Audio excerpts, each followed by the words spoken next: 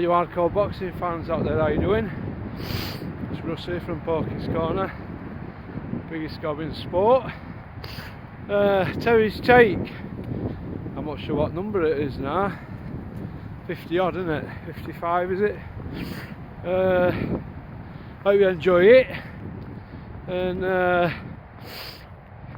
it's a bit different for Terry, but it's nice for him to be passionate and open up a little bit about his time at the lodge, and Mick Carney and whatnot, because I think he was over there over 50 years, were he, Mick Carney? He did well for Fitzroy Lodge, so alright, go on, peace out. You know, normally you'd have an episode and it'd be about boxing. If you want to know what happened in the Magnificent 7 card, this isn't the episode for you. If you want to know how the Matchroom card got on with Diego Pacheco, this isn't the card for you. If you want to hear how Adam Azim got on, this probably isn't the show for you. I can summarize it. Nathan Heaney fought the fight of his life. Congratulations to him. I'm not going to do him down, because when Denzel won the British, I said at the time, that belt means everything to a British boxer, because it means you can sit at a certain table.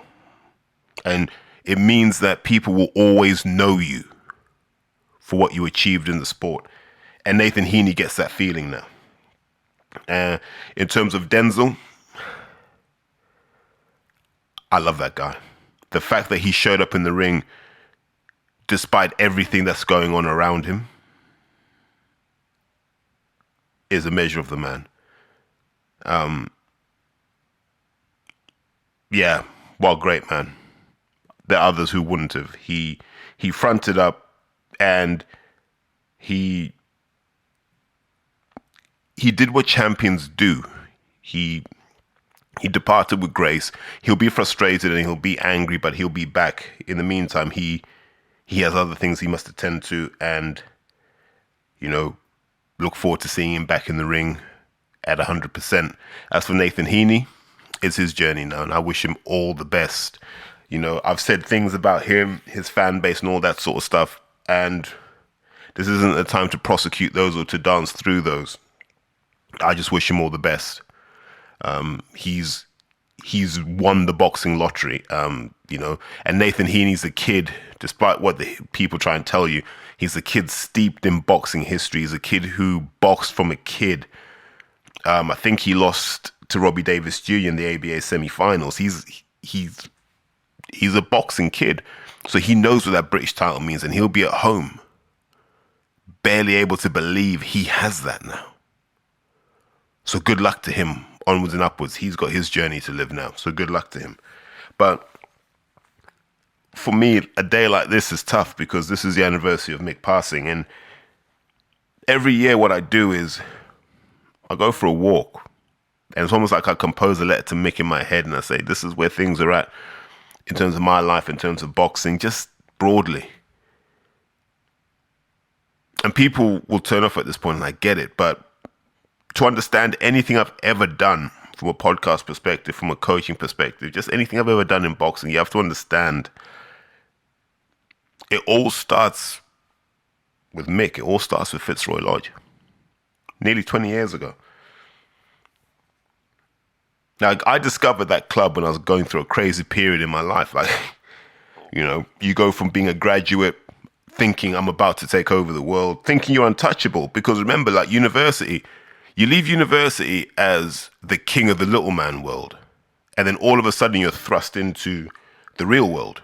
Jobs, bills, careers, ambitions, dreams, all of that. And then you get told, yeah, your dad's not in a good way. And then you got to suspend all of your plans and do what's best for the family. Now, part of that was every so often I'd get some time to myself. I wanted to get involved in boxing because, like, I'd go and stay with my cousin. And so I found Fitzroy Lodge. And I can always remember that first walk. Number one, you got to find the damn place, which is frustrating in itself. Once you find it, you open the doors and you walk past the 2 rings. Those 2 rings haven't moved since I first walked in that door. You walk past the 2 rings. And I remember you'd have, like, gloves hanging on the walls and stuff. And then you look to the right and there'd always be the benches there. And then there's the bags. And then you'd finally get to this desk. And at that desk, depending on what day it was, you could have Steve Bunce. You could have Stevie Bunce there. You could have Cornelius Boza Edwards there. You could have Neville Cole. You could have Keith Bristol. You could have Mick Carney. You could have Billy Webster. You could have like 6 or 7 pretty seasoned guys who see through everything. And you got to get to that desk before you can get to the changing rooms. And you'd get there mixed up. What are you doing here? Who are you? And you tell your story, you explain why you're there. And he's like, are you looking to box competitively? I was like, just want to get good first and then let's see from there. And he's like, you done it before? I was like, yeah, did it a few times up at Brendan Ingles' place, St. Thomas's. Well, it was Unity back then. And you know what ends up happening, right? There's always a phone call made. Because when you say something like that, you're like, oh, now I know this. I'm like, Mick's got every number in the book. So he gets on the phone. And he doesn't tell me till after, right? So he goes, right, go and train. Yeah. Gives me a pair of battered old, they're like 6-ounce gloves. Right? And that was my first training session at the lodge, and I trained. Finish up, he goes, how do you think that went? It's like, I felt terrible. Not in shape, not sharp, but I'll get better. And Mick was like, I don't know if you will. I didn't know if he was joking or not. I was like, what? So no, I don't know if you will. Maybe boxing's not your thing. And now I realize he's rung through to Sheffield, and they're like, nah, he's more of a rugby player. He's like, maybe rugby's your thing. I was like, motherfucker. And all that saved me was that Billy Webster liked me, because me and Bill had done some work on the pads. And he's like, he listens, he does as he's told, he's got a good left hook on him. Why not let him come back? And then that was it. And then, I've never broken my connection to that club ever since.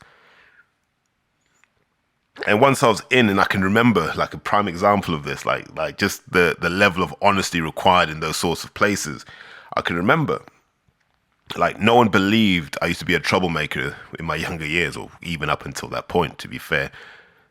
And they're like, nah, you never, you know what I mean? And I'm not going to say who it was, but they're still at the club now. And like, you never done none of that, mate. You never done none of that. And I said, no, I did. I don't need to lie about what I've done.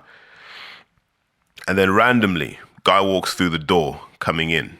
First thing he says is, Terry Chappendama, is that you?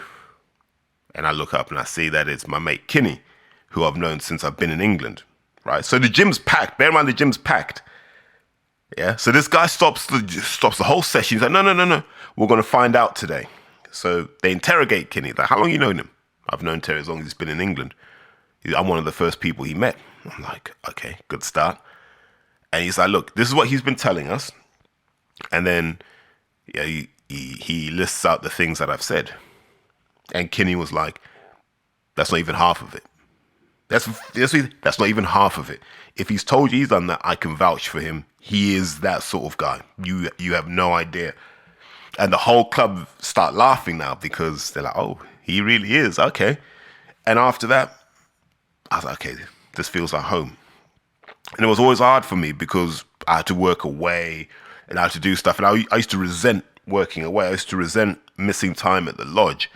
And it wasn't until you had things like working from home, which is like probably from 2008 onwards. So I knew that I could be at home on a Friday, and if I managed my day properly, sneak out, come down and see Mick, sit and have a chat about life. Like, I can remember I was going out with this young woman, and I met her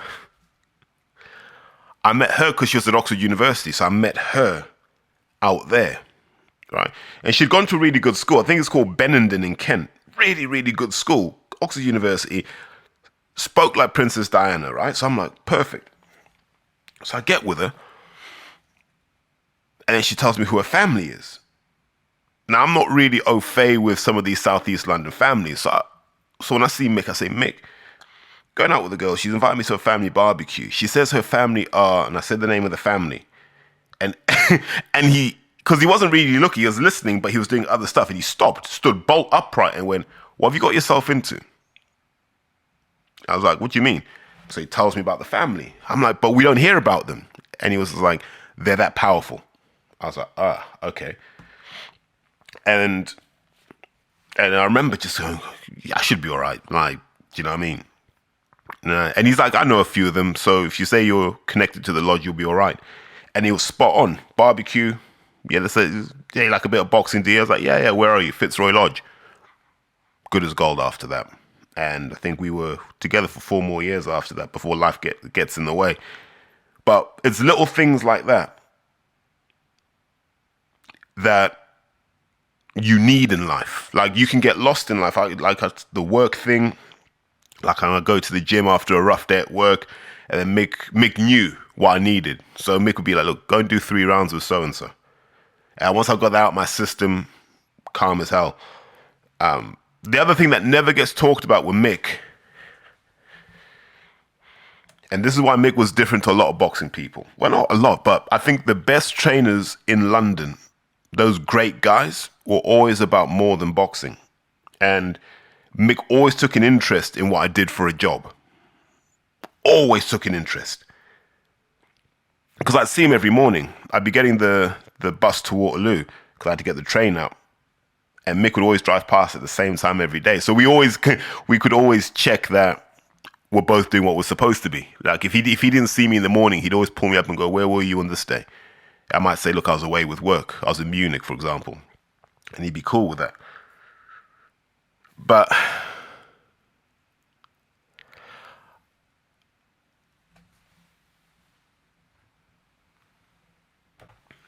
he always took an interest in what I did. And one of my favorite ones was, I came in one day, and this is like in that last year of his life.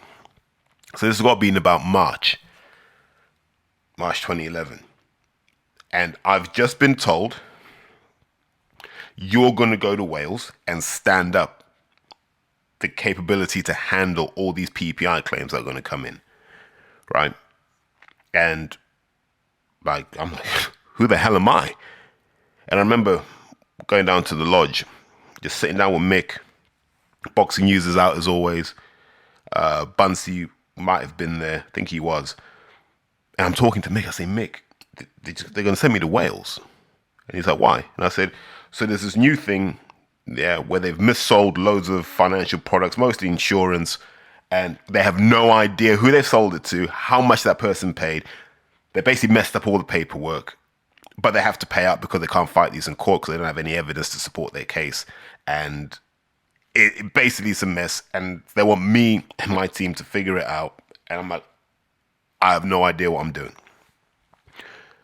And he's like, when you go be up there? I was like, Monday morning.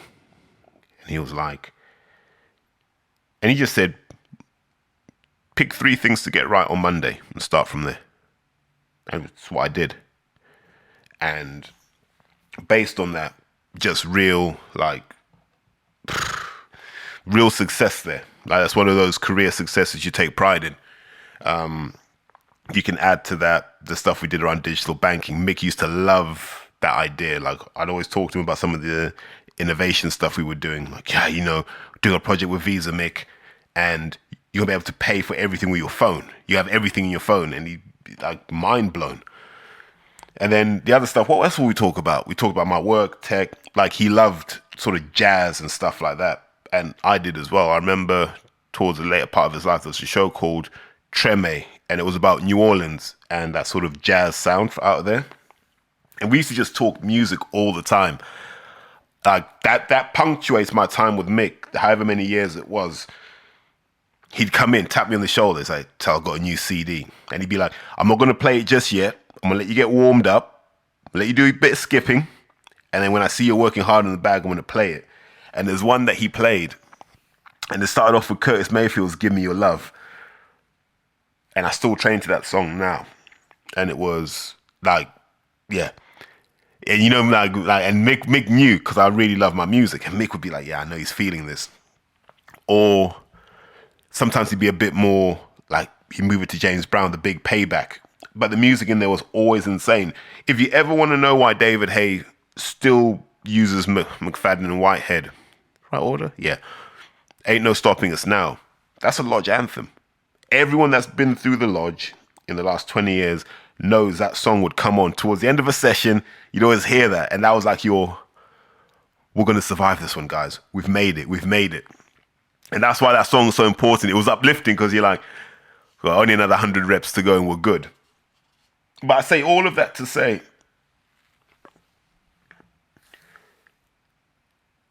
everyone should have somebody in their life that they respect unconditionally. And in return, that person should be able to identify the things in you that make you good.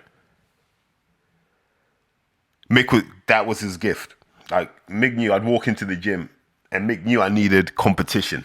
Like, I wouldn't train hard unless I had a point to prove. I wouldn't spar well unless I had a point to prove. And he just come and go, look, Tell. I was here the other day and they were talking and someone said you can't jab anymore. And then Mick would be like, I went in, I would try to set them straight. They just didn't want to listen to me, Tell. And then I say to Mick, but Mick, it's your club. Why don't you ask them to leave? It's like, well, I could ask them to leave, but we also need them.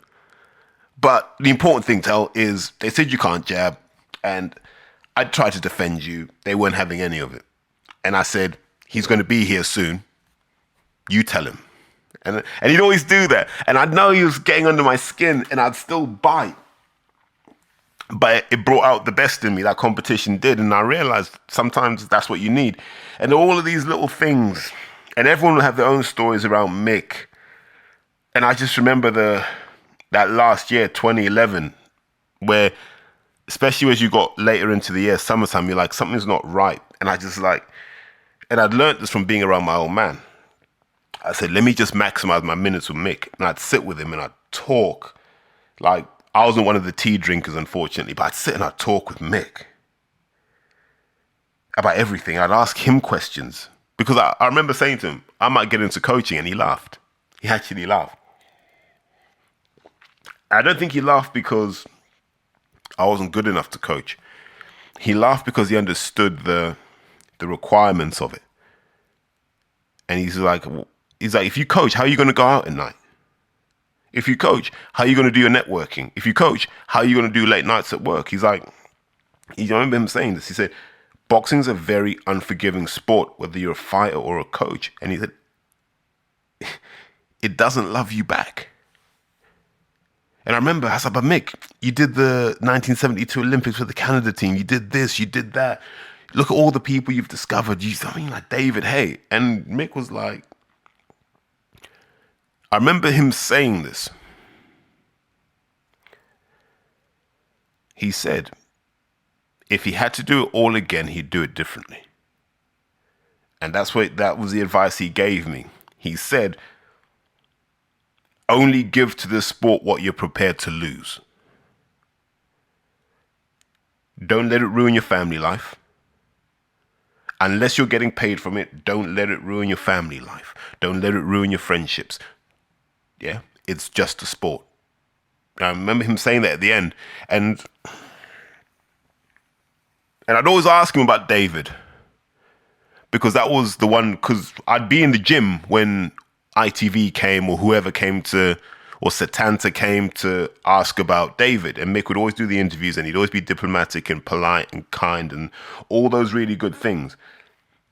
And I'd say to Mick, how do you feel? Because he might have been the golden ticket. And I said to him, think what you would have done with him versus what Adam did with him. And that always hurt Mick because that's what he wanted. He wanted to take David as far as David could go. Now, whether David would have been supportive of that, I have no idea, if I'm being honest, and it's not for me to comment on. But that was something that hurt Mick, and I don't think Mick got over that. I don't know. There's a lot of talk that people say, David thought he was too big for the club. I don't think it was that. Mick was upset because he was like, I think I've lost him. And he would have probably known that way before they fell out. Because now that I coach, I know when you start to see little things that indicate someone's head is elsewhere. But just so all those sorts of things, and you don't get guys like Mick anymore. And I've said all of this because, like, when I wrap up, I'm going to play the episode that Steve Bunce recorded the Thursday after Mick passed. And not for any other reason than I just want there somewhere to be something that says, actually, there's a tribute to Mick Carney out there, if someone wants to listen. But when I think back and I look around now and I look at the people who are coming through, and there are loads of clever kids coaching, by the way. Yeah, they know all about their warm-ups. They know how to stretch their hamstrings. They know about building, bulletproof knees, and they know about time under tension, and they know about periodization. They know all of this stuff, but they can't produce boxers that are good. They don't understand the fundamentals. Mick did. Like you'd be stood with Mick watching sparring, and just the stuff that he was observing, it's a lot of the stuff that I've just absorbed now. Because I'd always just be there, like, let me just soak all of this up because I may need this one day. And he'd noticed, look, he's falling over himself because he's trying to punch with his hands, not his feet. And all these sorts of things that I've now picked up on. In terms of understanding the game, like how boxing works, I'm going to give you a perfect example of this. If you go back to 2009, Enzo Macronelli fights Ola Afolabi. I think that was for the WBO interim cruiserweight title, right? And So Ola, I think, would have probably shown up at the lodge before me. We're the same age, but he was there before me. And I think Mick was like, thanks, but no thanks. For whatever reason, I don't know. I know Ola had a rough time growing up. So Ola goes off to America and boxes in America for about 5 years.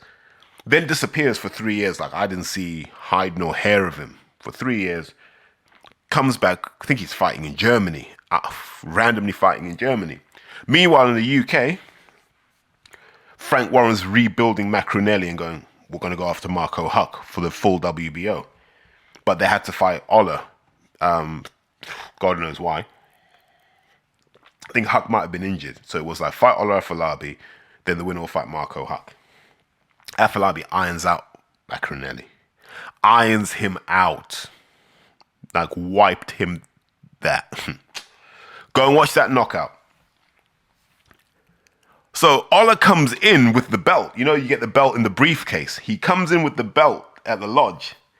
And everyone's coming, oh, wow, you got a belt, man. Congratulations. Yeah. Ola comes in with the belt. And when he leaves, Mick goes, that's the worst thing he could have done. And remember, at this point, this is 2009. I don't really understand the game.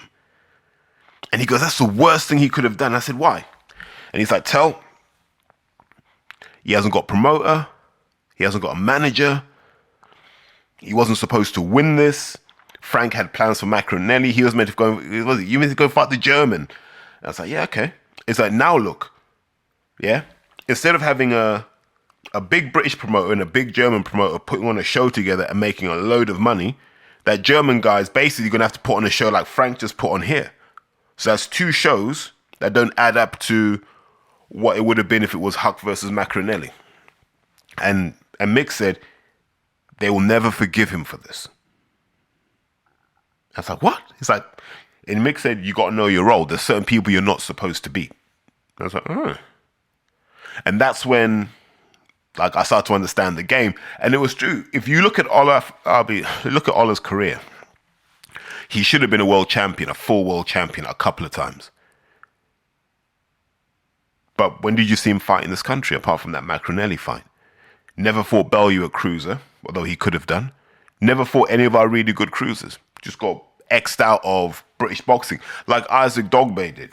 X'd out of British boxing. And that's when you realize what a cruel sport it is. And I remember Mick was like, he would have made more money losing to Macronelli than he will from winning. And I went, what? And he went, yeah. And those chats were invaluable.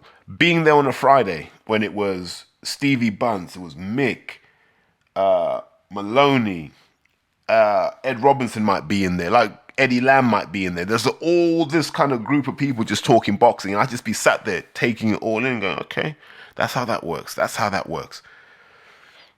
And all of this stuff, and hopefully me saying all of this starts to give you a context for how I've become who I've become in the sport, because this is quite hard to talk about actually, but I think for all of us, all we ever wanted to do in a boxing context was make Mick proud. One of my mates asked me this question, and he said, if Mick was still around, would you have been at the lodge? And I said, no.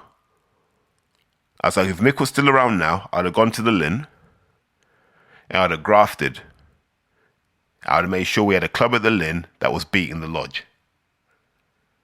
Not because I disrespect the lodge, but because I know that's what Mick would have wanted. Like Tony Burns went off to Repton and made miracles happen over there. That's what Mick was about. Like, you can start here, and once you're ready, once you've absorbed the values, the standards, and the principles of the lodge, go out there and make it yours. And I said, yeah, I'd have gone somewhere like the Lynn. Who knows? Maybe another club. Maybe not All Stars. Maybe Dale Youth. And I said I would have wanted to be competitive with the lodge because that's what Mick would have wanted. Which makes my decision to go back in 2016 even more baffling, actually, on reflection. Well, why the fuck did I do that? But come back to the original point.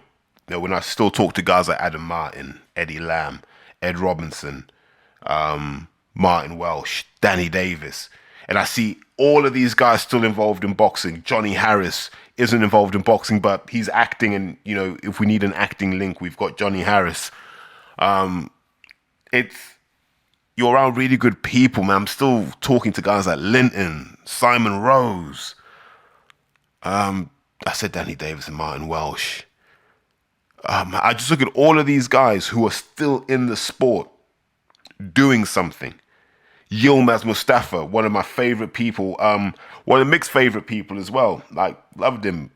Why? Because he's lodge boy and man and boy. Charlie Harrison. And you look around and it's a legacy that doesn't really get bettered by many other clubs. There's probably about another 6 or 7 clubs in the country that have that kind of legacy. You're talking about us, Repton, Rotunda, maybe the Solly. Guys in Liverpool, feel free to confirm. You might have Collarhurst and Moston up in Manchester. That was Michael Jennings' old spot. The Ingle Gym, obviously, St. Thomas's. And there might be a handful of others, maybe Empire with Sanagar, a handful of other clubs where you look and where you go in the sport, you can trace a lot of people back to that one place. Like, you look at our generation, David Hay, I want to put his brother James in there as well, because, you know, he floated around. Smallsy, like people my age, Martin Welsh, Danny Davis, guys who all went on to be all right and good people. And before us, guys like Craig Stanley, the generation before, Craig Stanley, Eddie Lamb, Nigel Travis, look what he's doing now. And I love that about the lodge, that so many people doing well. Guy Williamson, chairman of the British Boxing Board of Control now, the ex-lodge boy as well. But every year I get to this point, and I always ask myself, am I making Mick proud? Am I doing enough in a boxing sense? And I always give myself like a B minus. I could be doing more. But if you're involved in boxing, you're a coach, you run a gym, you run a club, if you're not setting yourself that standard that people like Mick set, and I see it now latterly with guys like Sid Khan, Mickey Delaney still got it. You know, those old school guys where it was exacting standards. I can give you another example. Anyone that's played rugby knows if you're training twice a week, you're not washing your shorts between Tuesday and Thursday, right? You're just not. You'll change your tops, you'll change your socks, whatever. Your shorts, it's not unusual to train in muddy shorts. Muddy shorts, muddy boots. And I remember showing up like that once, and Mick said, you can't come in here like that. I said, why? And he broke it down, and he said to me, and I live by this now, he said, you see, when you come in with dirty kit like that, it shows people you don't care. And I was like, but I do care. He said, no. It shows people you don't care. And he said, next time you come, make sure your kit's clean, make sure it's ironed, yeah, look presentable. And I didn't understand what he meant till I did it.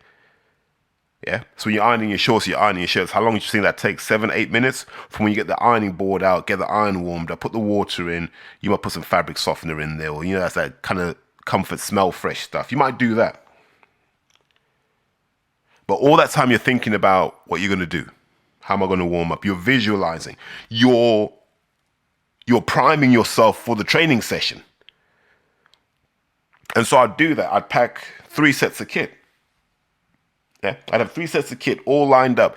And that organization started to filter into how I approach boxing. And I was like, he was right.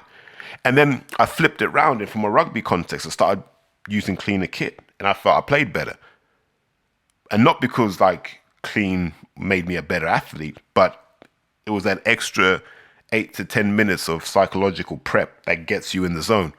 And it was all those little things that I don't think get talked about enough in boxing. And it's a long way of me saying the rest of this episode is just Steve Bunce now narrating the aftermath, because for a lot of people it's not going to mean anything at this point. They'll stop. But for those who understand what this game is, they'll be able to connect with what's coming next and go, that's what the sport's really about. If you're not a world champion or whatever, this is what the sport's about. It's about those human relationships, those friendships that won't go anywhere, those bonds. Like, there's certain people I know I can pick up the phone to simply because I knew Mick Carney. And so they know if I was good with Mick, I'm a person of good character. It's an automatic, like, do you know what I mean? It's like a visa of quality. And I hope whether it's boxing, whether it's life, I hope everyone's got that sort of person that they listen to enough because of the standards they present. Like I've said many times, the thing that made Mick Carney great wasn't what he taught you, it was what he showed you. Gym, always pristine. You'd always see Mick just mopping up. If there's too much sweat on the floor, he'd mop that up, he'd sweep. It was always clean. The ring was always pristine. Everything was lined up. It was never a mess. Mick was always well turned out, pristine, sharp. Never cut corners on anything. I mean, just didn't cut corners. I mean, his whole thing was just do it right. Yeah, it's the easiest route long term. And all these things. And so on a day like this, when your head scrambles and you go, if only he was here now to see what boxing was about, what would he think? He'd have probably stepped away at this point and left it to others to run. It's sad. And the sad thing is, I'm going to leave it on this point. The sad thing is, a lot of the names you're going to hear mentioned in the next 27, 28 minutes are great human beings. Many of whom I still speak to now, can still give them a hug and say, how you doing, mate? Good to see you. Respect, love, all from being part of that same thing, like Javan Young, all those sorts of people. Grant E, the guy that gets mentioned, Jazz Towner, who, another interesting story. The sad thing is, none of them come back home. And maybe I'm doing this as a final clarion call to the guys at the lodge to say, listen, we all need to come back as a family. And we need to rebuild that, because we've now got what I call old lodge and new lodge. And they don't talk to each other. Apart from a handful of people like me, Linton, Sai, Reigate maybe, we connect the two. But it should be seamless. There should be no gatekeeping between people who have the lodge in their blood. That's probably a good point for me to hand over to Mr. Bunce. Hopefully he doesn't sue me for this.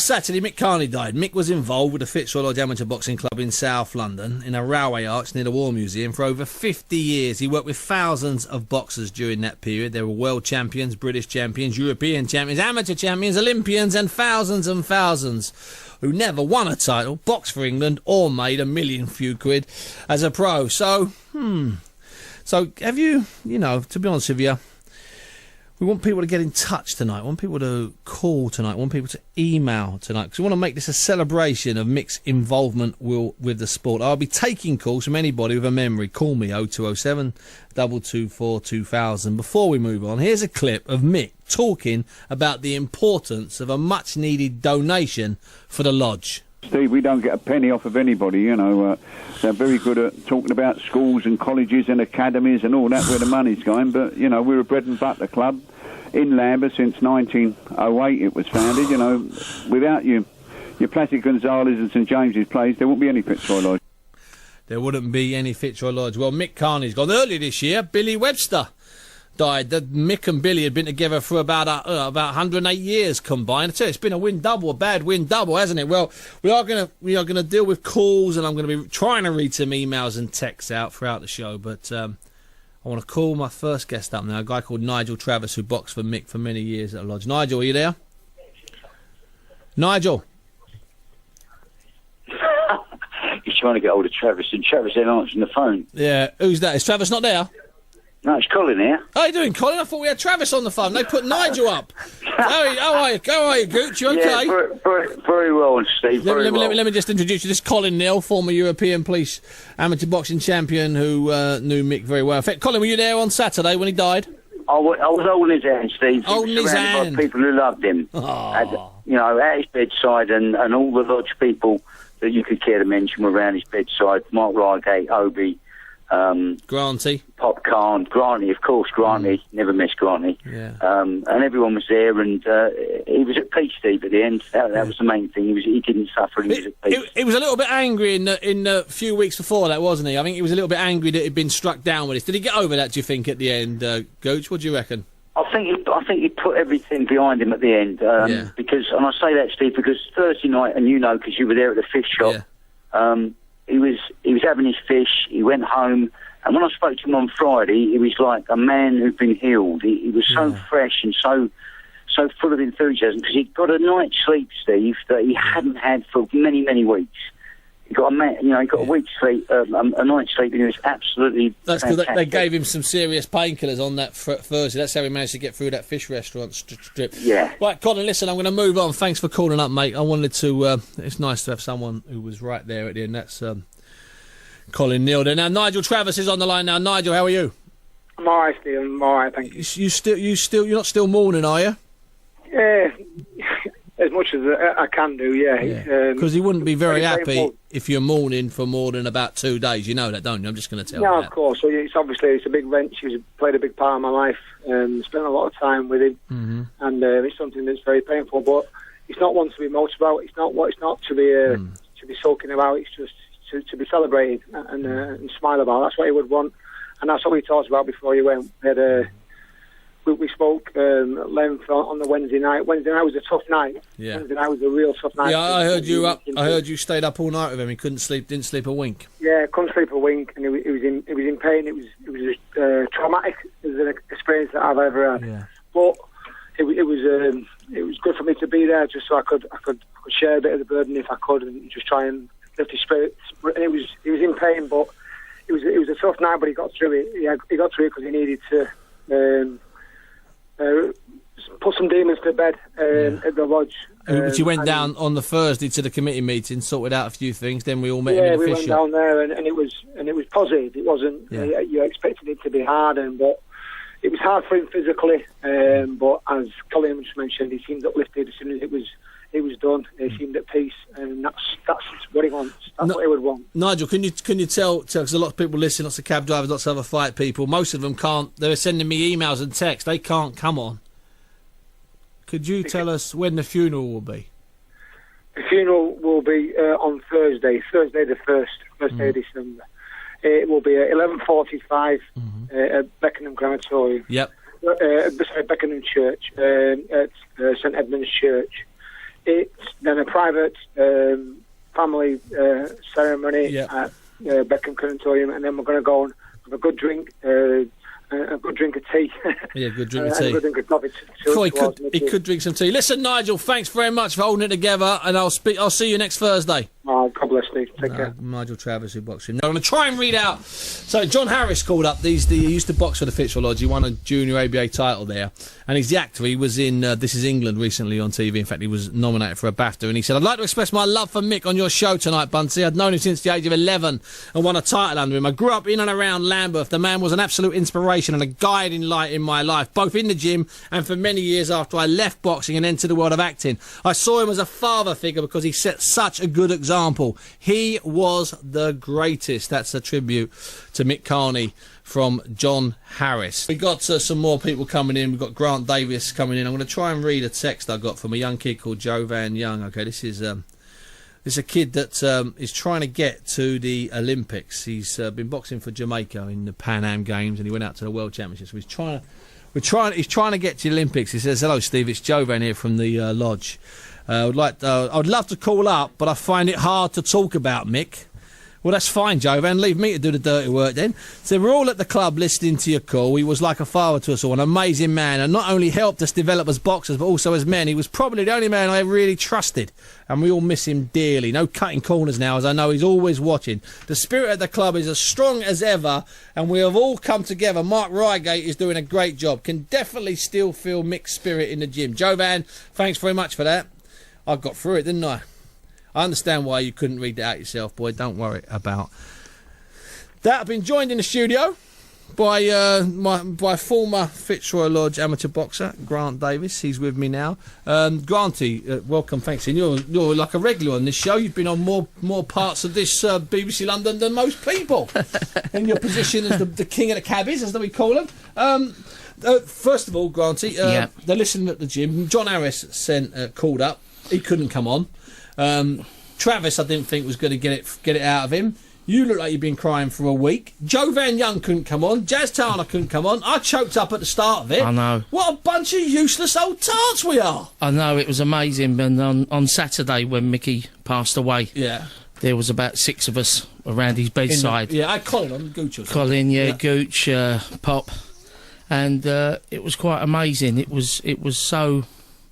I don't know, I can't put words to describe it, but we was all crying at the end, and we had all the boys, and they was kissing Mick and rubbing his head and telling him how much they loved him, and, you know, it was very, very moving. I don't think I'll experience something like that for the rest of my life, I'll let you catch your breath, Granty, because you've stitched me up completely, coming in here all teary. I knew this was going to happen tonight.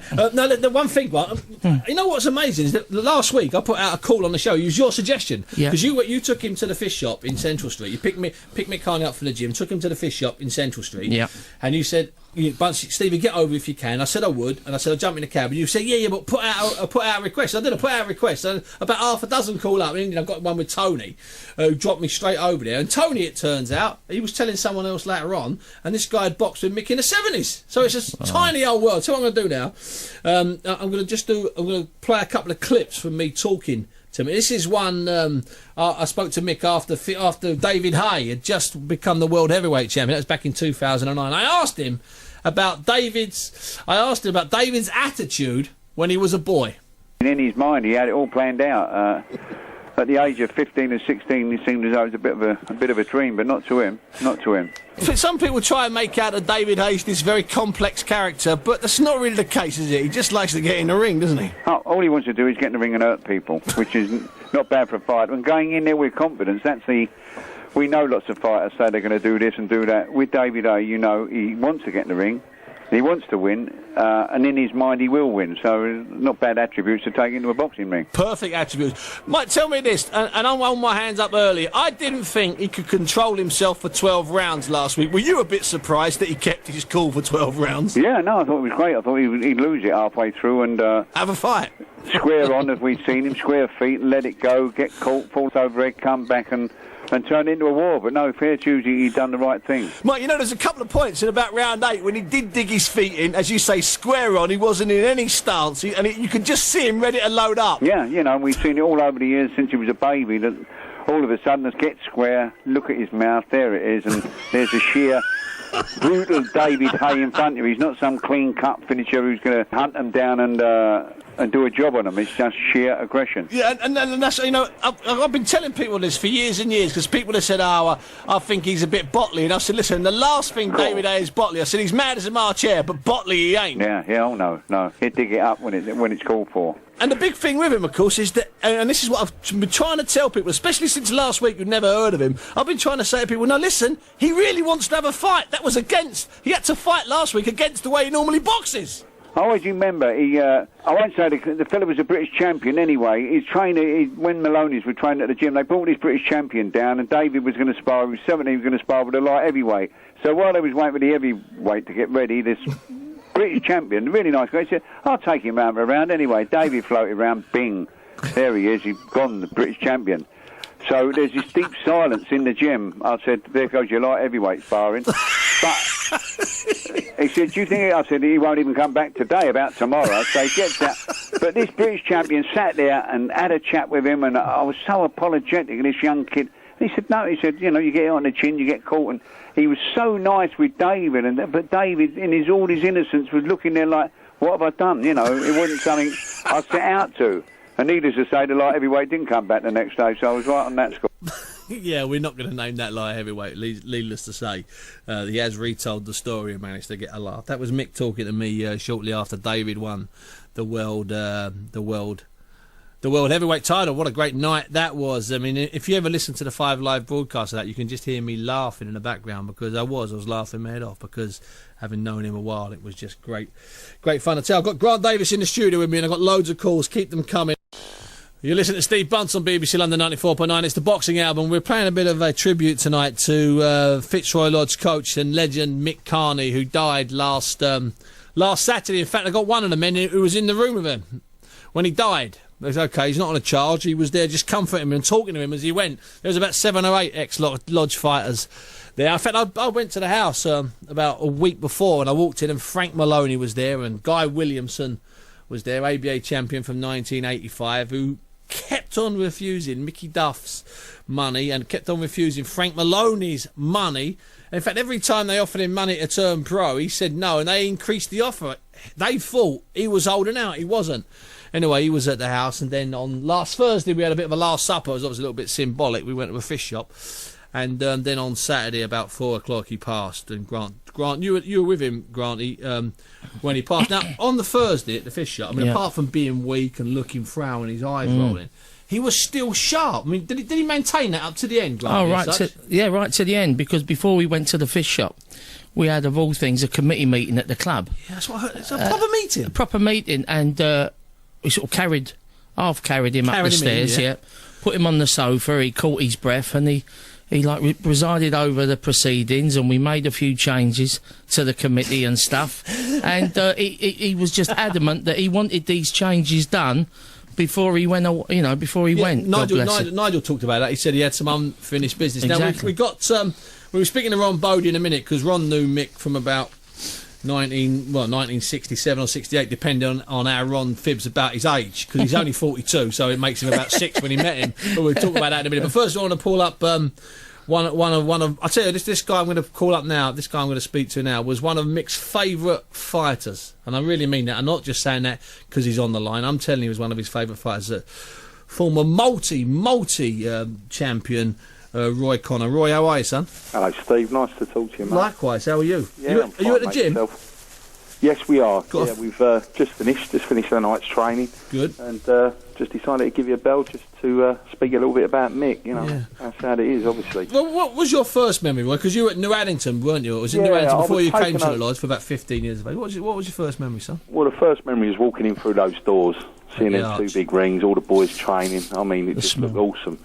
And then Mick coming over, putting his hand round my shoulder, showing me the changing room, and just helped me to fit into the club, and really being a father figure to me, basically. You know, he always knew the right time when to put an arm around his shoulder or when to kick. You know, when to stick a boot up the jacksie. Yeah. And he just had a knack for it. You know. That's what Granty was just saying here in between when we had a bit of travel there. Granty was saying that if you think about it, he was mentoring and looking after kids' welfare, both in and outside the ring, years before people identified it. He was doing it before it was even identified. He was just doing it naturally. Absolutely, Steve. Yeah, I mean, in every way, you know, the boys that have been through this gym, whether they've been champions or not, or just fought for the club, you know, every single one of them would say the same. You know, he had a knack and he had a way of just, you know, being a father figure to them and looking after them, basically. They'd come back years later and always made them feel welcome. Yeah. And there's a saying, once a lodge fighter, you're always a lodge fighter. You're a family man, aren't you? Yourself, Steve. Well, that's exactly. Well, in fact, I wrote that when I was doing a piece with David A in the summer, saying that's the bottom line. Once a lodge fighter, always a lodge fighter. Even if you fall out and dislike each other, which often happens. Yep. But and then one other expression, Roy, and I'll leave you with this, is that you mentioned there are lots of kids that weren't champions. If some of them would just box for the club, but the bottom line is no boy was ever bigger than a club. Never. Under Mick, and that was also an art. Over all those years, all those champions and all those duds and all those lunatics and cranks, he did that. Listen, Roy, it's a pleasure to talk to you. I'll see you next Thursday. Will do, mate. God bless. See you later, son. That's Roy Connor. He was a brilliant southpaw Roy Connor. Now, Ron, I'm going to ask you about Mick now, because I mean, when you first went to the gym when you first met him, I mean, there's some discrepancy about your age. You were about 2.5 years of age, and you drove down there. So there's something wrong. Someone's fibbing somewhere along the line. So we won't. You don't have to give the year away. But okay. But tell us, cause how did you end up at the gym when you ended up there? How did you end up at the lodge? When I first came over from New Zealand, I wound up boxing for Roehampton. Yep. And basically, somebody saw me at Roehampton and said, "You can't box for them. You better box for Fitzroy Lodge." Okay. And I was taken down to Fitzroy Lodge by Tony Mancini. Yeah. And by a guy called Elfie Hewitt, and that's where I met Mick Carney. Mick Carney was the matchmaker then at Fitzroy Lodge before he became the chief trainer. And that I hate to admit it was 1967. 1967. I said that very quietly, so I hope that got rubbed off. But listen, Ron, there's nothing wrong with having 5 18th birthdays, son. Don't worry about that. and I don't blame you. Now, I mean, you spent an awful lot of time with Mick at different I mean, you know, different nights. We boxed all over the show, went all over the place, and Mick was always great with the story, very, very good at handling people, and he was noted for his wit. He was very sharp, you know, very live, very sharp. And matchmaking-wise, he was the best matchmaker in the country, and no one will dispute that. He was absolutely spot on. Not just having guys, you know, he could pick a bout where somebody looked like they had slim chance and they would win. He was very good at matching styles, not just records. There's not too many people who can do that. Ron, will I see you next Thursday? Yeah, definitely, Steve. I only heard today about the funeral on Thursday, but yeah, definitely. Well, listen, Ronnie, thanks very much for your time, and you and I'll speak to you over the weekend, and I'll see you next Thursday down in Beckenham for the funeral. You've got Grant Davis there. You've got to be careful where Grant's sitting, because when he boxed, he always wanted to box about number 8 and had to be in a certain corner. He'll tell you that, so he's probably got a special way to sit in the studio as well. He's done well. He's managed to get something I haven't managed to get here in 7 years. He's managed to get a cup of tea made for him. Oh, I've actually I actually wangled for him on a couple of occasions. I rubbed people's names off the board to change the belt order to get him on the number he wanted to be on. He was so super. It was true. Grant, always had to go out and make a few quid even when he was a kid. Exactly. Ron, listen, it's a pleasure to having you on, son. We'll talk to you in a minute. It's an interesting point that because people sometimes forget that Mick was a matchmaker first and foremost. Fantastic. And then, he was a coach and a matchmaker. But a matchmaker was really his big thing. I remember talking to Neville Cole about that about 15 years ago, and him talking about how Mick had guided him through his ABA runs. And also, I don't know if Mick ever talked to you about when he took the Canadian team to the 1972 Olympics. He took the Canadian team to the 1972 Olympics. He was the coach for the Canadian team. Terry Spinks was the coach for the Thai team, and Kenny Lynch, the singer, who was one of the chaps, was the sort of mascot for both teams. And according to him, the security at the 1972 Olympics was non-existent. Well, of course, you know what happened in the end. It turned out to be a little bit treacherous. Apparently, it was next to non-existence. In fact, Kenny Lynch, allegedly, his identity card was, if I'm not mistaken, like a Russian gymnast, a female Russian gymnast. There were no pictures back then, so anyone tells you that, they're lying through their bottom. But it did have so Kenny Lynch, for the duration of the 1972 Olympics, was called like Svetlana Vladimir or something like that. Now, good, you know, he's a lovely fella, Kenny, but he's definitely no Svetlana. Granted, I've got one of your old muckers on the line, one of my old friends. There were many people that boxed at the gym, and as people have mentioned today, who went on to become big pros, good pros. Many that went on to become nothing. Well, this guy did go on to become a very successful professional. I've got Ross Minter on the line. Ross, how are you? Hello, Steve. I'm very well, mate. Thank you. Good. Very well. You know the funeral's next Thursday. Thursday. Yeah, I'll be there, mate. Yeah, I'll see you there. Ross, what did you think when you found out, or did you know? Had you been following, you know, the decline slowly? Do you know what? It was one of them. I hadn't seen Mick for 13 years. Oh yeah. Basically, I went to the lodge and then I left the lodge to turn pro. My last amateur fight was the lodge. I was there for a couple of years and had a great relationship with Mick. Fantastic fella. And it was a shame because at the turn pro, obviously, you know, people look upon, you know, amateurs turning pro. That, you know, it's sort of like, let you go sort of thing, and you've got to go on and do your own bits. So Mick, you know, basically shook my hand. Ross, good luck, best of luck. You know what I mean? And it great. And it was only about I think probably a month ago, maybe 2 months ago, I went down it was about 2.5 months ago, and I went down to the lodge. I was passing by, and I thought, you know what, I'm going to pop in there. And I popped in, and there was Mick standing in exactly the same position where he normally is, suited and booted up to the eyeballs, you know, like absolutely smart, you know, as he always was, do you know what I mean? And he's standing there next to the ring, and he's looking at the boys sparring, and the gym is packed down there, and he's there, and he's just giving the odd little word of advice. And I just stood there for a little while, do you know what I mean? And I thought, there he is, you know. So I walked over, I said, hello, Mick, and he looked over and he said, Ross Minter. And he gave me a big cuddle. He said, "Laddie, I hear you're doing well, mate." He said, "Well done in your boxing, but I hear you're doing well with the promoting side, which is fine." And I just went, "Yeah, Mick, no, brilliant. You know, how's you?" I obviously didn't say nothing about anything, and it was, you know, it was terrific just to actually know that it's still looked at as, you know, being.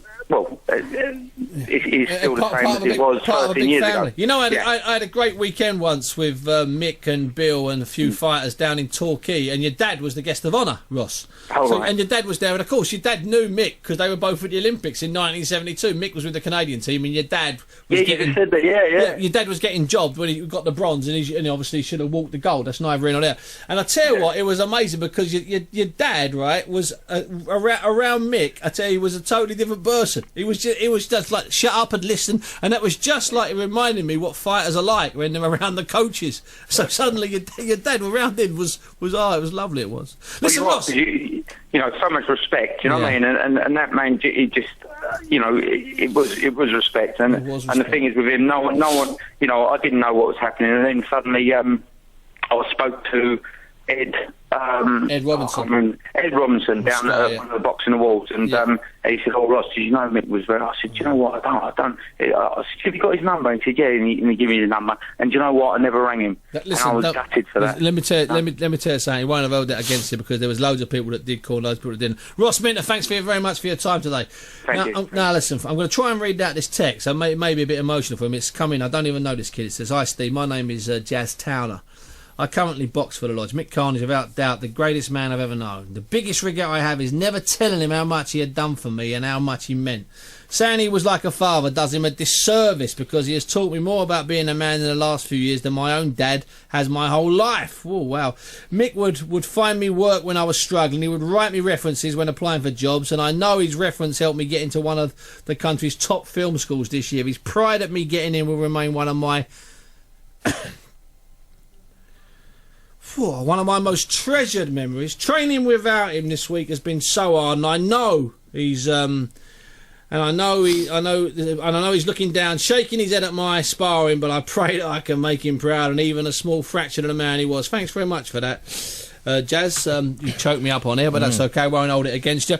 We're going to speak now to Grant. He's here. Grant, do you know Jazz? Yeah, I know Jazz, and it's interesting he says that because you know the good fighter Marcus McRae. Yeah, of course. Great fighter.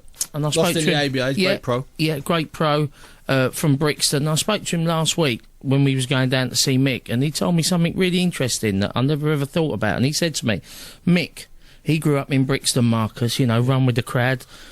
And he said to me, Mick was the first white guy he had ever interacted with, ever. That's interesting. And at that time, he must have been about 17, 18. So Mick down that gym, that's really interesting. it just broke down every barrier. Yeah, and barrier free. Yeah. You know what? That is Which is amazing in 20, where we live now, the times. That Marcus actually said Mick was the only white guy he had ever interacted with until he come down the lodge. And now Marcus, through the years of being at the lodge, he probably mixes with every, like it is at the lodge, one big family, all different colours, like a Benetton advert is. Yeah, like a Benetton advert, yeah, with stolen shirts. Anyway, Keith Waters is on the line. Keith Waters is the chairman, I think, of the English ABA. He may even be higher, but he's known Mick probably longer than I've known Mick. I've known Keith a long time, and he's known Mick even longer. Keith, how are you? Hello, Stevie. Nice to meet you, mate. Yeah, listen, Keith, first of all, what's your first, your main memory of Mick Carney? Main memory of Mick Carney, well, to me, he was Mr. Boxing to me. Everything he's ever done in boxing, he's helped me tremendously. I wouldn't be where I was today without Mick and his experience and his help that he's given me over the years. And I remember, I can name his 4 top coaches in the country. You had David James, Kevin Hickey, Ian Irwin, Cherry Edwards.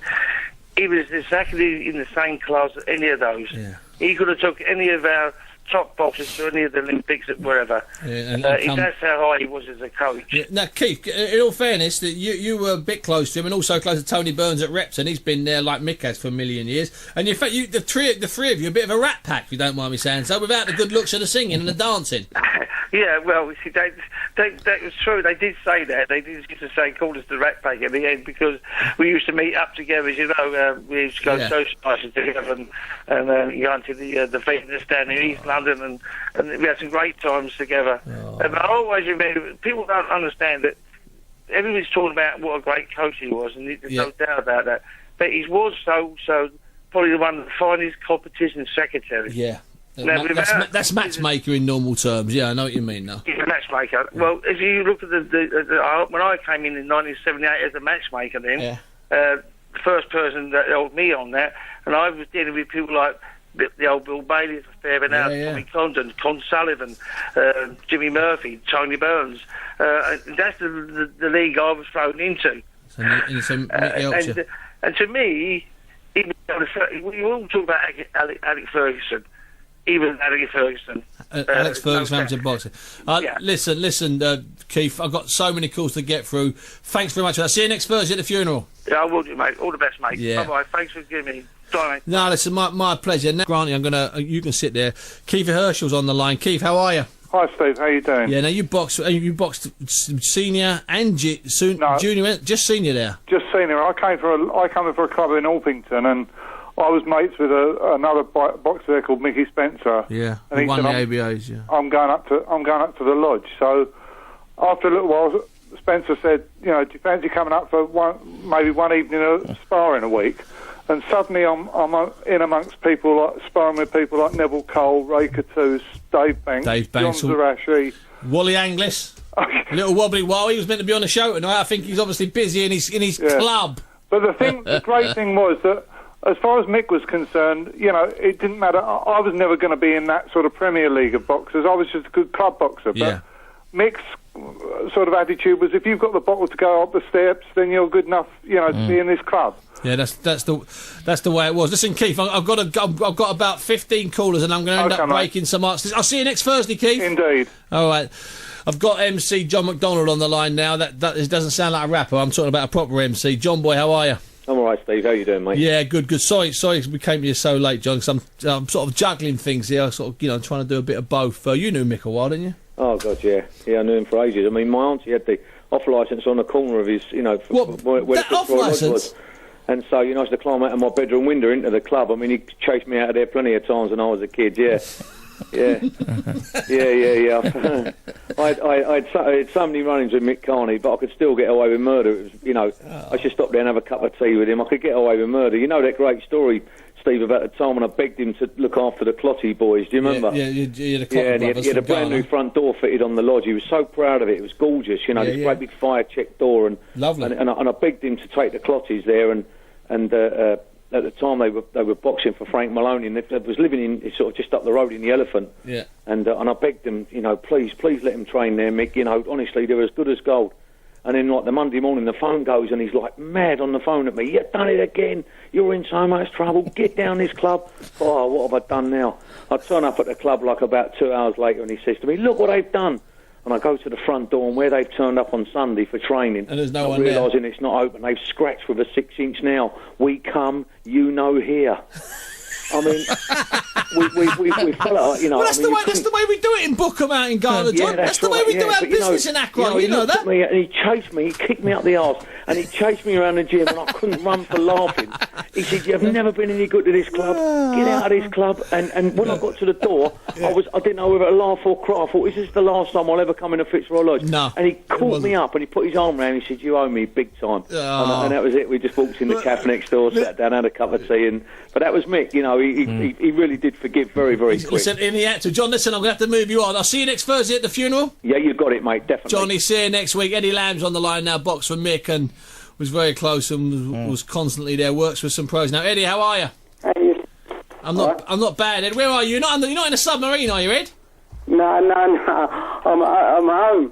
I'm home. Ed, listen, Ed, you might be the last. No, I'll get one more call up. Go on, Ed. What's your main memory from Mick?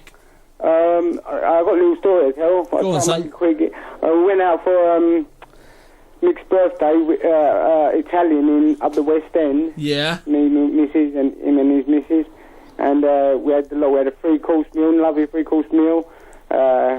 Coffee that works we had. Yeah. At the end of the evening, I slipped off without him knowing, so I paid the bill. Yeah, no only chance. to be told by the manager that it had already been paid.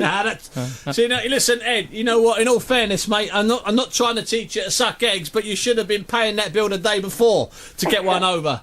Listen, but not by him, though. No, not by. Who paid it then? Yeah. Anyway, cut a long story short, it was paid by a fellow who worked in the kitchen. He'd done a couple of nights keep fit training down the lodge, and washing the dishes. Yeah, it must have cost him. It wouldn't have had much change from a week's wages. But that's the sort of respect the man had. Well, listen, Eddie, I'm going to move you on because I've got another one. I've got Pop on the line, Pop Khan on the line, current club captain who was there with him last week and at the mill with us last week. Pop, how are you? Not bad, mate. You okay now? You doing okay? Yeah, getting there. Yeah. I mean, everyone's talking about the boxing and stuff, but he was just a genuine man. I mean, in and out of the ring, any bit of advice to do with anything, professionalism, birds, whatever, he was there with advice. From whatever restaurant you wanted to go to, what club you wanted to go to. He always knew something, didn't he?